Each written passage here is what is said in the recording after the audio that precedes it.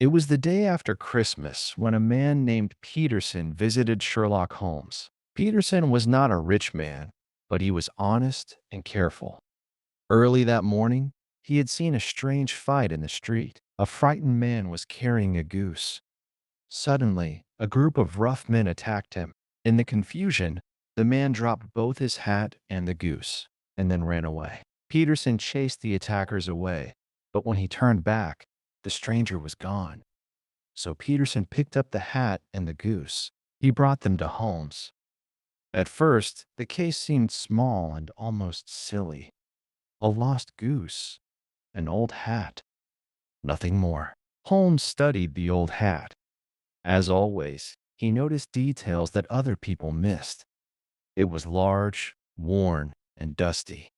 From this, Holmes guessed that its owner had once been educated, but that his life had become difficult. That evening, Peterson's wife prepared the goose for dinner. Then something extraordinary happened. Inside the bird, she found a precious blue jewel. Peterson stared at it in astonishment and hurried back to Baker Street. Holmes immediately understood how important it was. It was the famous Blue Carbuncle, a rare and valuable gem recently stolen from the Countess of Morcar. How had it ended up inside a Christmas goose? Holmes placed an advertisement about the lost hat and goose. Soon, a man named Henry Baker came to claim them. Baker was pleased to receive another goose, but he showed no sign that he knew anything about the jewel. Holmes decided that he was innocent. The real mystery remained. Where had Baker gotten the goose? Holmes and Watson followed the trail to a small inn, where Baker had received it through a Christmas club. From there, they traced the bird to a market seller named Breckenridge. Breckenridge was a difficult man.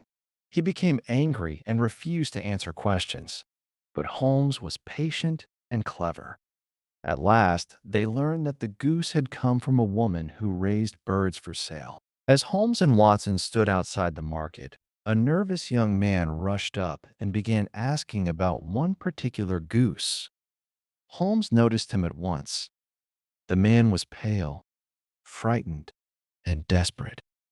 His name was James Ryder, and he worked at the hotel where the jewel had been stolen. Holmes brought Ryder back to Baker Street. There, under Holmes's calm but powerful questioning, Ryder finally broke down. He confessed that he had stolen the jewel and hidden it inside a goose, planning to recover it later. But the bird had been mixed up with another one.